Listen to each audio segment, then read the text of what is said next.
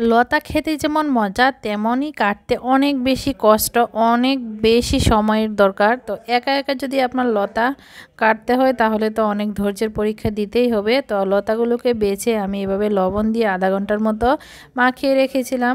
লবণ দিয়ে মাখিয়ে রাখার ফলে লতা থেকে যে একটা কষ আছে সেটা উঠে যায়। তো যাই হোক, আমি লতাগুলোকে ভালো করে ধুয়ে নিয়েছি। তো এখন আমি ধোয়ার পরেও আবার সিদ্ধ করব। তো বাড়ির লতা হচ্ছে লবণ দিয়ে এভাবে মাখিয়ে আমার মা সরাসরি এভাবে রান্না করে ফেলে, তার নাকি গলায় ধরে না। এইভাবে লবণ দিয়ে মাখিয়ে রাখার ফলে কিন্তু আমার হাজব্যান্ড বলতেছিল যে এই লতাগুলো অনেক গলায় ধরবে, তো আমি আর রিস্ক নিতে চাচ্ছিলাম না। তো আমি হচ্ছে এই যে গরম পানি হচ্ছে চুলায় দিয়ে একটু লবণ দিয়ে দিয়েছিলাম। তো এখন হচ্ছে আমি লতাগুলো গরম পানিতে হচ্ছে ঢেলে দিব। এইভাবে আগে গরম পানি করে হচ্ছে লতাগুলো দিলে লতাগুলোর কালারও ঠিক থাকে, আবার হচ্ছে আপনার মানে একদমই মানে ভেঙে যায় না রান্না করার সময়। তো এইভাবে হচ্ছে আর একটা বলক উঠিয়ে হচ্ছে আমি এখন পানিটাকে ভালো করে সেকে নিব, তাহলে হচ্ছে এইভাবে রান্না করলে আর গলায় ধরবে না। তো এখন আমি লতাগুলোকে একটা ঝাঁঝরিতে নিয়ে হচ্ছে পানিটা সেকে ফেলে দিয়ে এখন আমি একটি পাতিল বসিয়ে দিলাম। এখন পাতিলের মধ্যে হচ্ছে তেল আর পেঁয়াজ কুচি দিয়ে দিলাম।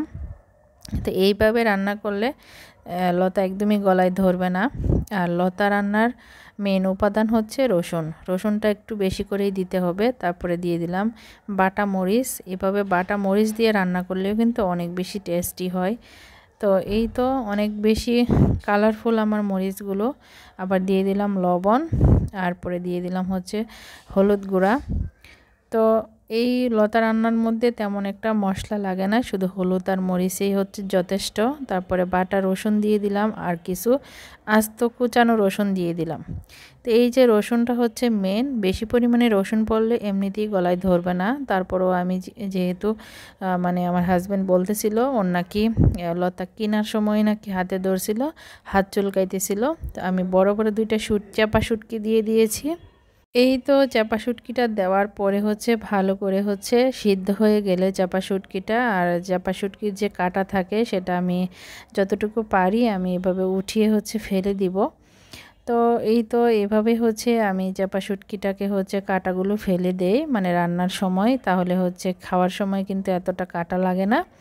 তো বড় মোটা কাঁটাটা এইভাবে ফেলে দিলে কিন্তু ভালো হয়। তারপরে দিয়ে দিব হচ্ছে চিংড়ি মাছ। তো লতা চিংড়ি কার অনেক বেশি পছন্দ কমেন্ট করতে ভুলবেন না, আর কে কীভাবে রান্না করেন অবশ্যই কমেন্ট করতে ভুলবেন না। আমি একটি কাঁটা ওঠানোর জন্য অনেক যুদ্ধ করতেছি, কিন্তু এটাকে কোনোভাবেই উঠাইতে পারতেছিলাম না। তো এই তো তো যাই হোক, এখন আমি হচ্ছে চিংড়ি মাছগুলো দিয়ে হচ্ছে ভালো করে হচ্ছে কষিয়ে নিব। তারপরে দিয়ে দিব হচ্ছে কাঁঠালের বিচি। এই কাঁঠালের বিচিগুলো হচ্ছে সিলেট থেকে ঢাকায় এসেছে।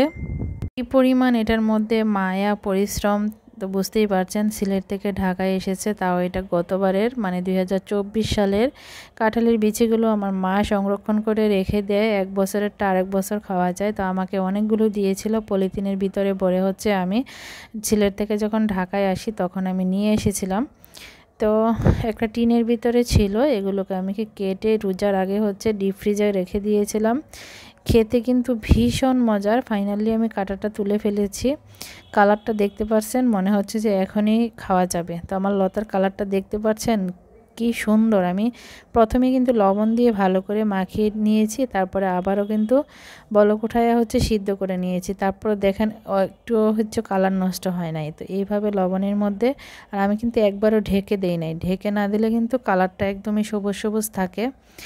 তো যাই হোক, এখন আমি অল্প একটু পানি দিব, যেহেতু কাঁঠালের বিচিটা আর লতাটাও কিন্তু হাফ হাফ সিদ্ধ করা। অল্প একটু পানি দিলে কিন্তু লতাটা ভাঙবে না, আর হচ্ছে আপনার মানে সিদ্ধ হয়ে যাবে খুব সুন্দরভাবে। তো এই তো এখন হচ্ছে সুন্দর করে রান্না করে নিব।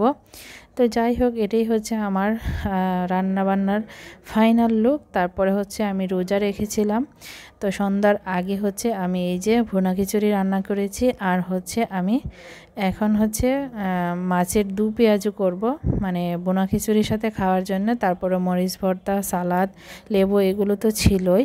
তো এই তো আমাদের সিম্পল রান্না বান্না। আমার ব্লগ যাদের ভালো লাগে তারা অবশ্যই কমেন্ট করতে ভুলবেন না, আর ভিডিওটা আপনাদের কেমন লেগেছে সেটাতে কমেন্ট করে জানাবেন। তো আমি মাছের দু পেঁয়াজু করার জন্য প্রথমে অল্প একটু পেঁয়াজ দিয়ে হচ্ছে বাগার দিয়ে নিয়েছি, তারপর হচ্ছে বাটা পেঁয়াজ দিয়েছি আর দিয়েছি লবণ, তারপরে মরিচ, হলুদ গুঁড়া। সিম্পলভাবেই হচ্ছে রান্না করব। আপনারা বলতে পারেন আপনি কি বাটা মরিচে দেন, আমার ঘরে মরিচের গুঁড়া শেষ হয়ে গিয়েছিল, তো আমি অনেকগুলো মরিচকে হচ্ছে পানিতে ভিজিয়ে হচ্ছে ব্লেন্ড করে এক বক্স করে রেখে দিই এইভাবে। তো এইভাবে খেলে কিন্তু ভালোই লাগে, মানে মরিচের গুঁড়া যে নাই তা না, শেষ হয়ে গিয়েছিল, তারপর হচ্ছে আমি এইভাবে হচ্ছে বেটে রেখে দিয়েছিলাম। আর এই মরিচগুলো একদমই ঝাল না, যদিও কালারটা একদমই টকটকা লাল। তো সবাই ভালো থাকবেন, আল্লাহ হাফেজ।